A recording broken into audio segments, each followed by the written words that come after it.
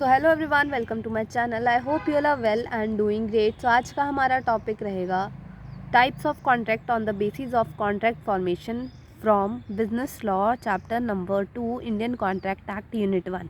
ठीक है, तो हमारे कॉन्ट्रैक्ट कितने प्रकार के होते हैं, किस बेसिस पे? कॉन्ट्रैक्ट फॉर्मेशन पे। ठीक है, सबसे पहला हमारा होता है express contract, second one is implied contract, tacit contract, quasi contract, e contracts. ठीक है, सो अब हम इनके बारे में पढ़ेंगे डिटेल में। एक्सप्रेस कॉन्ट्रैक्ट्स कौन से कॉन्ट्रैक्ट्स होते हैं? वो कॉन्ट्रैक्ट्स जो जिनकी टर्म्स जो है एक्सप्रेस की जाते हैं या तो वर्ड्स में या फिर राइटिंग में। ठीक है, या तो आप उनको वर्ड्स में एक्सप्रेस कर दोगे, ठीक है, और या फिर आप लिख के दोगे, है ना, रिटर्न कॉन्ट्रैक्ट करके। ठीक है, वो हमारे होते हैं एक्सप्रेस कॉन्ट्रैक्ट्स। ठीक है, second one is implied contract. Implied contract कौन से होते हैं?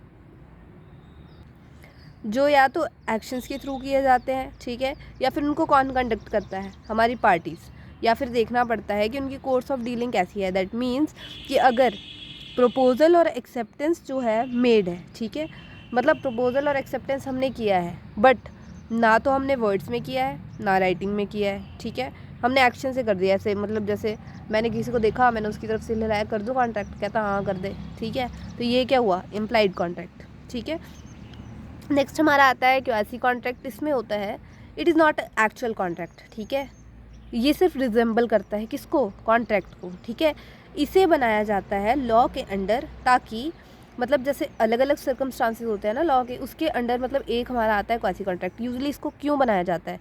जैसे हमारे कुछ कॉन्ट्रैक्ट्स होते हैं ना, जैसे देखो, मतलब उनको हमने सोचा नहीं होता है कि करना है। सोचो मैं मेरा बैग है, मेरा बैग खो गया। ठीक है, मैंने किसी को कहा मैं अगर तुम मेरा मतलब बैग ढूंढ के दोगे तो मैं तुम्हें 500 रुपये दूंगी, है ना। तो मतलब ये क्या हुआ? क्वासी कॉन्ट्रैक्ट हो गया, किसी ने सोचा था।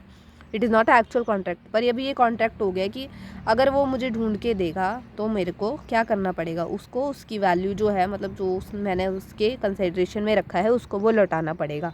ठीक है, next one is ticket contract.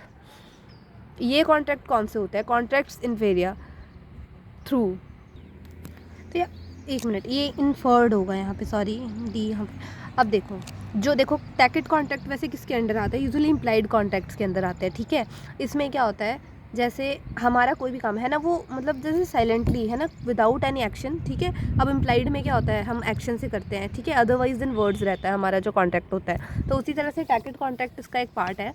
और इसमें क्या होता है कि साइलेंटली जितने भी एक्शन होंगे, ठीक है, टैकेट मतलब होता है साइलेंट। ठीक है, साइलेंट वे में हम जितने भी एक्शंस करेंगे, ठीक है, जितने भी कॉन्ट्रैक्ट्स बनाएंगे, उनको हम कहेंगे टैकेट कॉन्ट्रैक्ट। ठीक है, फॉर एग्जांपल एटीएम से आप कॉन्ट्रैक्ट करते हो कि अब तुम मेरे को ये 500 रुपये दे दो, आप जाओगे वहाँ से निकलवा लोगे, साइलेंटली कर रहे हो। ठीक है, ये थोड़ी बोलोगे रिटर्न में लिख के दोगे, ये ले एटीएम, ये तेरे को मैंने 500 रुपये दिए, अब तू मेरे को इसके बदले 500 दे दे। ऐसा नहीं होता, मैंने तेरे 500 जमा करवाए थे तेरे पास, तू मेरे को दे दे। नो, हम क्या करते हैं, डायरेक्ट जाके निकलवा लेते हैं, डायरेक्ट जाके डिपॉजिट कर लेते हैं। साइलेंटली सारा काम हो रहा है, आप एटीएम से बात थोड़े करते हो। ठीक है, next one is E contract. देखो ई कॉन्ट्रैक्ट एकदम सिंपल है। देखो, जो भी आप मतलब फ़ोन वगैरह का यूज़ करके, है ना, जितने भी होते हैं ईमेल आईडीज़ वगैरह का, टेलीग्राम वगैरह का यूज़ करके जो आप कॉन्ट्रैक्ट करते हैं, उनको हम कहते हैं ई कॉन्ट्रैक्ट। फॉर एग्जांपल हम ले सकते हैं, मैंने किसी को मेल भेजी कि क्या आप मेरे से 5 रुपये के पेन लोगे। ठीक है, उसने एक्सेप्टेंस दी, ठीक है, दे दी, मेरे पास वो नोटिफिकेशन आएगी। जब तक मैं नोटिफाइड नहीं होती तब तक कॉन्टैक्ट नहीं होगा, पर जब मेरे पास नोटिफिकेशन आ गई तो कॉन्टैक्ट हो गया, और उसके बाद कंसिडरेशन होगी और कॉन्टैक्ट करने वाले अपनी ड्यूटीज़ और ऑब्लिगेशंस को पूरा करेंगे। Okay, next one is types of contract on the basis of performance of contract. ठीक है, एक हमारा होता है एग्जीक्यूटेड कॉन्ट्रैक्ट, एक हमारा होता है एग्जीक्यूटरी कॉन्ट्रैक्ट। एग्जीक्यूटरी के दो पार्ट होते हैं, यूनिलेटरल कॉन्ट्रैक्ट और बायलेटरल कॉन्ट्रैक्ट। ये मैं आपको पीछे समझा भी चुकी थी, मतलब ये कई बार आया बीच में तो मैं बता चुकी थी, बट फिर से बता रही हूँ। एग्जीक्यूटेड कॉन्ट्रैक्ट क्या होते हैं? देखो, जब हमारा एक्ट होता है, ठीक है, एग्जीक्यूट क्या करोगे आप? यूजुअली हमारे जो एक्ट्स होते हैं ना, उनको आप कॉन्ट्रैक्ट में एग्जीक्यूट करते हैं, एग्रीमेंट्स में, तभी जाके कॉन्ट्रैक्ट बनता है। ठीक है, अगर हमारे जो कॉन्ट्रैक्ट है, ठीक है, या वो डन हो गए और एग्जीक्यूटेड, देखो अब जैसे जो फॉरबेरेंस थी, ठीक है, वो उसको किस में लाया गया? रिकॉर्ड में। क्या मतलब हुआ इसका? कि जब मैं एक काम कर रही हूँ, है ना, मैंने कुछ किया तो दूसरे ने भी उसके बदले कुछ हमने कर दिया, ठीक है, तो वो क्या हुआ, एग्जीक्यूट कर दिया हम दोनों ने, ठीक है। जैसे मैं गई किसी दुकान पे कि मेरे को ये चाहिए, ठीक है, ये पेन चाहिए, ठीक है। अब उसने, जो शॉपकीपर था, उसने मेरे को बोला कि आप 5 रुपीज़ दो और ले लो, कंसिडरेशन भी होगी, तो क्या हुआ, हमारा कॉन्ट्रैक्ट क्या हो गया, एग्जीक्यूट हो गया, ठीक है। फॉरबीनेंस ट्राई वो रिकॉर्ड में आ गई। उसके बाद हमारा आता है एग्जीक्यूटरी कॉन्ट्रैक्ट, ठीक है। अब कंसाइड्रेशन क्या होती है, कंसाइड्रेशन इज़ अ रेसिप्रोकल प्रॉमिस, ठीक है। क्या मतलब हुआ, कंसाइड्रेशन क्या होती है कि किसी चीज़ के बदले कुछ देना, ठीक है, या फिर ऑब्लिगेशन को पूरा करना, या फिर प्रॉमिस को पूरा करना, ठीक है।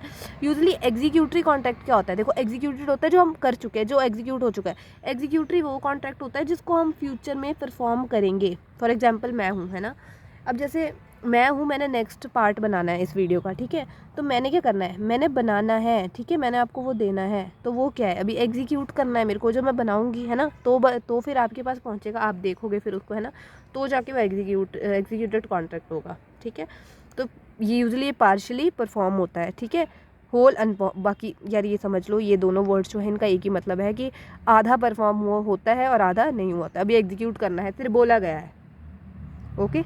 Next one is unilateral contract, one party performed others outstanding. इसका क्या मतलब हुआ कि इसमें जैसे एक पार्टी जो होगी, उसने, एक पार्टी ने जो होगी अपनी ड्यूटी जो होगी पूरी कर दी होगी, पर जो दूसरी पार्टी होगी उसको अभी अपनी ऑब्लिगेशन को पूरा करना होगा। फॉर एग्जांपल मेरा कुछ खो जाता है, ठीक है, फॉर एग्जांपल यही पेन ही ले लो, ठीक है, ये पेन क्या है, ये खो गया, ठीक है।